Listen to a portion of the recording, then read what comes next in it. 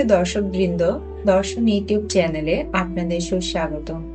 আসুন জেনে নিই 2025 সালটি মেষ রাশির জাতক জাতিকাদের জন্য কেমন হতে চলেছে। মেষ রাশির জাতক জাতিকাদের জন্য নতুন বছরটি বেদনাদায়ক হতে চলেছে। 2025 সালে মেষ রাশির জাতকদের বিশেষ সতর্ক থাকতে হবে। 2025 সালের জানুয়ারি এবং ফেব্রুয়ারিতে চাকরি ও ব্যবসায় লাভ হতে পারে, তবে সমস্যাগুলি 2025 সালের মার্চের শেষ থেকে শুরু হবে। মেষ রাশির লোকেরা 2025 সালে শনির প্রভাবে আসবে। পঞ্চাঙ্গ অনুসারে 29 মার্চ 2025 তারিখে শনির রাশি পরিবর্তন হচ্ছে। মেষ রাশিতে শনির সাড়ে সাতি শুরু হবে।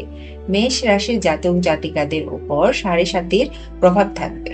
মেষ রাশিতে 29 মার্চ 2025 থেকে সাড়ে সাতির প্রথম পর্ব শুরু হবে। অর্থ, স্বাস্থ্য, পরিবার এবং কর্মজীবনের দিক থেকে এই সময়টি মেষ রাশির জাতকদের জন্য চ্যালেঞ্জিং হতে চলেছে।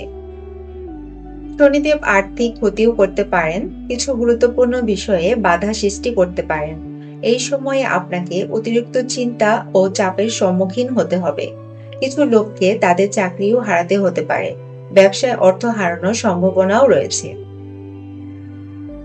এপ্রিল 2025 মেষ রাশির জাতকদের জন্য মিশ্র হতে চলেছে, তবে 2025 সালের মে মাসটি খুব অশান্ত হতে পারে। এই মাসে অর্থাৎ 14 মে 2025 তারিখে দেবগুরু বৃহস্পতি মিথুন রাশিতে গমন করবেন, যার কারণে বৃহস্পতির গতিবিধিতে পরিবর্তন দেখা যাবে।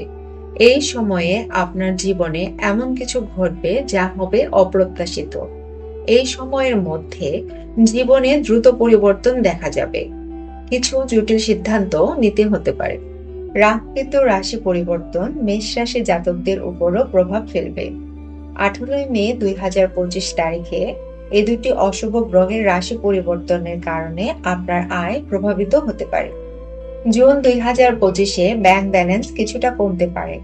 যারা ব্যবসা করছেন তাদের ঋণ বাড়তে পারে। এই সময়ের মধ্যে খুব ভেবেচিন্তে আর্থিক ঝুঁকি নিন। বড় সিদ্ধান্ত নেয়ার ক্ষেত্রে বিশেষজ্ঞদের সাহায্য নেওয়া ভালো হবে। ধৈর্য ধরে রাখুন।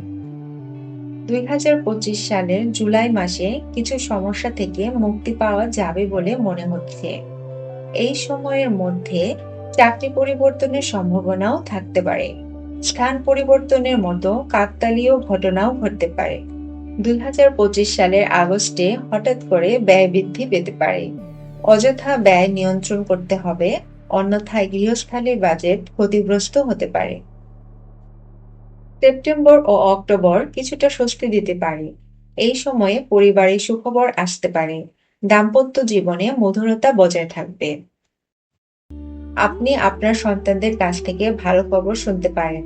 নভেম্বর এবং ডিসেম্বর স্বাস্থ্যের দিক থেকে ভালো হতে পারে। আপনি কিছু পুরনো রোগ থেকে মুক্তি পেতে পারেন। যাদের বিয়ে বিলম্বিত হচ্ছে তাদের জন্য ভালো সম্পর্ক আসতে পারে। দীর্ঘ ভ্রমণের সম্ভাবনাও থাকবে। রাগ নিয়ন্ত্রণ করুন, না হলে ক্ষতির সম্মুখীন হতে হবে।